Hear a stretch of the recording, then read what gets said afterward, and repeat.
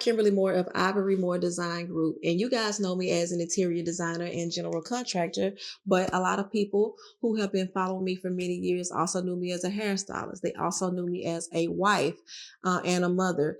Now I am a divorcee, and I decided to talk about my journey. A lot of times people don't like to talk about the good and the bad and the ugly of marriage and divorce, but I have big news. I am starting my life over. This big, beautiful home you see me in is a casualty of divorce. So I'm excited about my new journey. I don't look at it as a negative thing. I look at it as a life-changing, fresh start, and I'm moving. I am also in a new season of my life. I want to talk about finding myself again, finding my happiness again, finding love again, and controlling my own version of peace. But before I go there, I'll tell you how I got to this point. So my whole point in telling you my story is because a lot of people don't like to talk about the good, the bad, the ugly of marriage and divorce. So I felt I'm usually generally a very private person, but so many of you guys will follow me, encourage me, pray for me. You have questions, you want answers, you're interested in my life as well as my career. So I felt like talking about it would be not only therapy for myself, but encouraging for someone else to let people know that it's okay to take a step back. It's okay that your marriage may have fallen apart, and it's okay to start over. This relates to interior design because now I get to decorate, be creative, and make a space that is for me in this new season of my journey. As many of you know, I was a hairstylist for about 24 years. I graduated straight out of high school with my cosmetology license, and I was also a teenage mom. By the time I was 24, I had 3 kids. They spanned 3 years apart, so 6 years between the oldest and the youngest. I've had, relationships like everyone else, and I got married, I believe, when I was 30 or 31. I thought that I had found the love of my life, and like most women, we don't get married to get divorced. So I started a journey. I was married to a public figure, and honestly, it took a toll on my happiness. And this is not going to be a bashing session for my ex-husband, but a journey to how I got to where I am right now. Okay, so here we are driving to my new house, my old new house.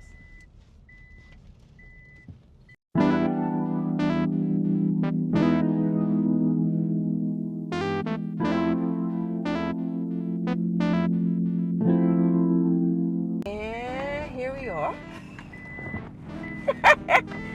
I told you I live close.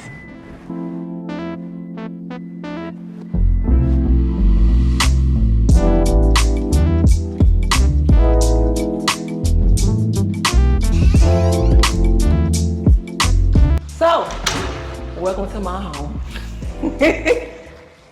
Here I am, 31, married, blended family. He had a son. I had 3 kids of my own. So it was ideal for me. I ended up with 2 daughters and 2 sons, which was always what I wanted. So I thought that this was my forever road. We had set all kind of goals. Many we accomplished as far as business wise, but we failed in the area of love and connection. So this home was one of our biggest accomplishments, but I'll back up. We were married and I had a very small home. He lived with me for a while. Then we rented, like most couples who are trying to find their footing. We purchased our first home in 2019 and we stayed there about 18 months and we said, wow, this is not big enough. In the same community, we found this beautiful home that was being built at the time and we said, that is our dream home. So that's how I got here. I never thought that I would end up in it without a husband. And my kids, 2 of my children are now adults. I have one that is a junior in high school. And so it's just her and I. And although I love the space, we really don't need it. Things happen with divorce and, you fight over property and things and division of property and money and all of the things that the ugly part of divorce brings. Divorce has taught me a lot during this process. I'll tell you this. I'm the first to do everything. I was one of my friends to have a kid. I'm actually the only friend that I have that's divorced. Um, nobody that I grew up with or nobody in my family I ever really knew got divorced. Nobody that I knew personally. So this was like many things on the job training, first of experiences, and finding out about the nasty side of having to start over and making decisions sometimes that are out of your control or having to make decisions that you feel like you are forced to make. So, like many people, I have been up and down. It's been an emotional roller coaster. Sometimes I'm extremely happy. Sometimes I'm sad, and I don't really know if it's sad about the divorce of, or more sad about the ending of a dream, and hopes and possibilities and everything that you think marriage will be.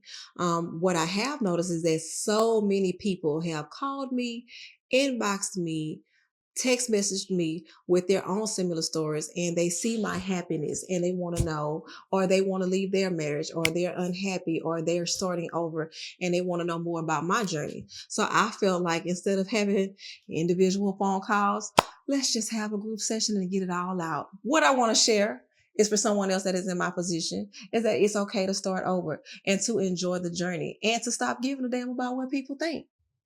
People gonna talk whether you happy, whether you sad, whether you starting over, or whether you stay. So I feel like it's your life, it's my life, and the best thing I could do for myself is to find my own happiness. And if I couldn't find it, create my own happiness. So the cool things about divorce um, is that I found myself again, and I learned to laugh again, and I learned to stop caring what people think again, and I'm free. I think for the first time in my life, I am happier than I ever been. I am freer than I ever been. I am more open than I've ever been. And I'm open to the possibilities of everything that the future holds for me. I won't say that I was always in my happy place, but I remember one day I was venting to a good friend, and I was talking about how much divorce was costing me and everything that they felt like I should give up in a divorce. You never know how things are going to go when you get married. Your spouse could be the breadwinner. You could become the breadwinner at some point, and it doesn't matter whose fault the divorce is. It all boils down to who has the income and who can afford to support the other one. And that seems unfair. But one day I was talking to a good friend, like I said, and I was just complaining and I was venting and I was getting it out. And she said, Kim, it's called a severance package. But big, large companies do it all the time. Sometimes you have to pay for your peace. Ever since that day, I changed my perspective and I felt like if that's what I got to do, that's what I got to do. I took back control of my life. I put a smile on my face and I decided to just trust the process. The hardest thing about divorce, I have to say, was probably the division of two people who had known each other 15 years. It's oddly enough, I met my now ex-husband honestly in middle school, and I knew him through high school. We never dated, we weren't friends or anything, but we did know each other, and I knew his family, his mom and aunt. And I think the hardest thing about divorce was separating families, because people choose sides when you get divorced. It doesn't always go like you think it's going to go, and you think maybe I won't have him, but I'll have my family, I'll have my extended family, and it didn't go that way. I think the hardest part of the divorce, surprisingly or not, was losing my family. So emotionally, it's weird because when I decided that I had to part ways from my spouse, I was taking on the biggest project of my career. I had a granddaughter who had just passed away. My grandmother was, her health has been up and down. And here I am having to make a life changing decision. How I got there was that I could no longer stay in an environment or have my children in an environment that they saw their mother unhappy, because I realized as a mother, when you're not happy, your children are not happy. You can make, and you can become bitter, you can become angry, and it can impact all of your relationships surrounding you.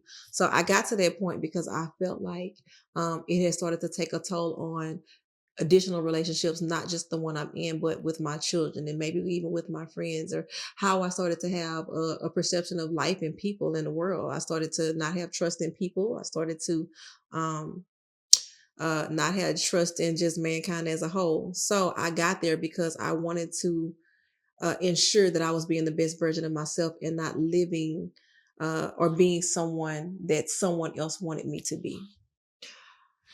I I think I did have to divorce myself from what it looked like because I didn't want to be a dressed up mess, or I didn't want to have a perception to I guess, live up to someone else's expectations, because this is my life and no one has to live it at the end of the day but me.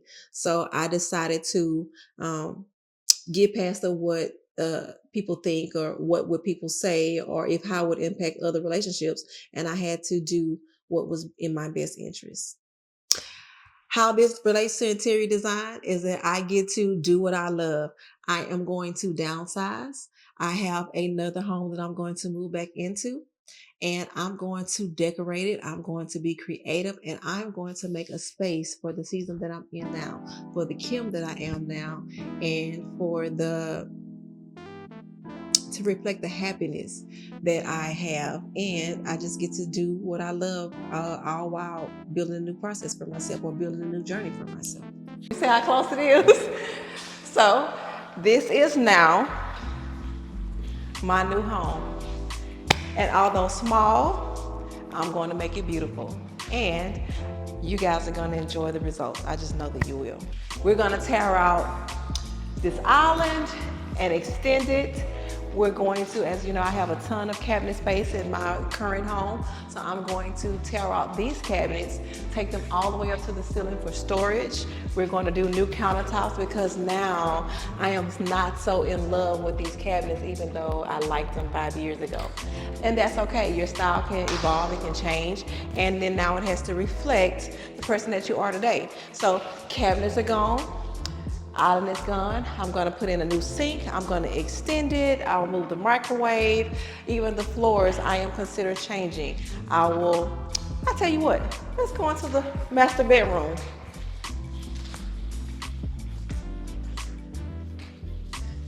This is the current master. And this is the current master bath. About a third of the size is my current one, but I can still make this beautiful. I can make it work. And I am going to transform this closet into something dynamic and fit for all of my shoes and purses and clothes and coats. So what you see in a matter of a few weeks will be no more. It'll all be new, built in, upgraded, and full of all of my personal belongings. This is my new backyard, and y'all, I did ask the yard man to cut the grass, but you know they move on their own speed of cash, so or their own speed. But I am going to redesign this. Probably have to put some type of storage house out here. I will put a TV back up here, but I'll make it quaint and cozy because I love outdoors. I love the peace that this area brings. So I'm going to transform this, build my garden back up, and make it my dream home. Let me show y'all my new pantry. Ta-da! This is it. I am still working on storage issues because I like to cook and a lot of people like to come to my home and eat. So I may be adding additional storage to the garage. I will do things like, my coat closet. It is a coat closet now. I don't have a linen closet on this end, so I'll probably tear out this shelf and rod, and I'll build shelves all throughout my coat closet to give me the storage that I need. So the key thing to downsizing is gonna be storage, purging things that you wanna let go of and creating storage to hold on to things that you value. You guys know that I am not a fan of a dining room. So this will become my new wine and conversation room. I have some cool ideas that I'm gonna do in here. I think that I'm going to tear out the current millwork and remodel this concept, lighten up the walls, do something really, really fun in here. And I think that it will be an exciting space to have company in and to just hang out in. This is truly a flex space, but it's going to be my new media room. So I'll probably add built-ins in here, a nice sofa, some lounge spaces, but this will be a space that my kids and even myself can come out and enjoy and stay out of my nicely decorated living room and keep it all clean. This room formerly was my grandmother's space when she visited. This will now become my daughter's space, and I am going to relocate a few spaces in the home, so this will now be her space, and I'll put the guest room in the front and also my office. So I really don't have an office space here, so what I decided to do was take a bedroom and create an office space. And because I don't have a true view of the street and who's passing by and things like this, I have decided to make this my office space, so I can sit in here and I can work and I can enjoy the scenery and the trees. And we're just gonna revamp this space and make it my new home office. That's the cool thing about bedrooms or anything in your home. You don't like it, it can be whatever you want it to be. Your mortgage, your perception of a space.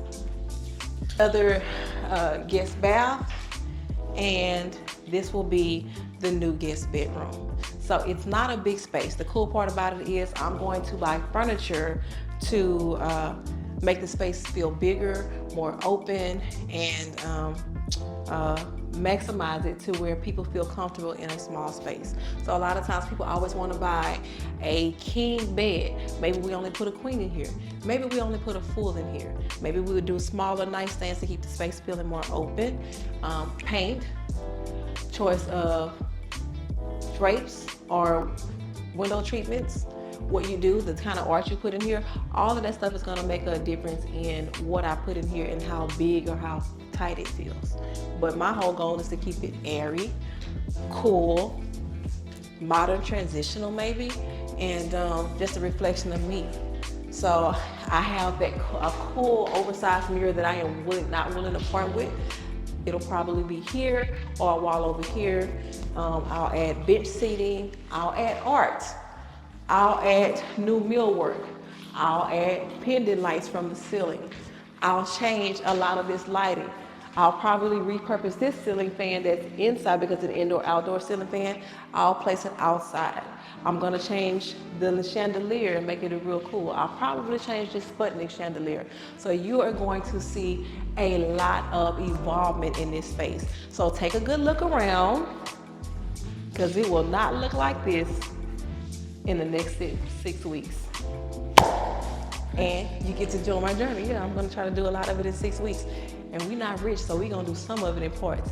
But like a lot of the millwork, a lot of the things that I don't want to deal with construction once I move in, we'll do those things right away.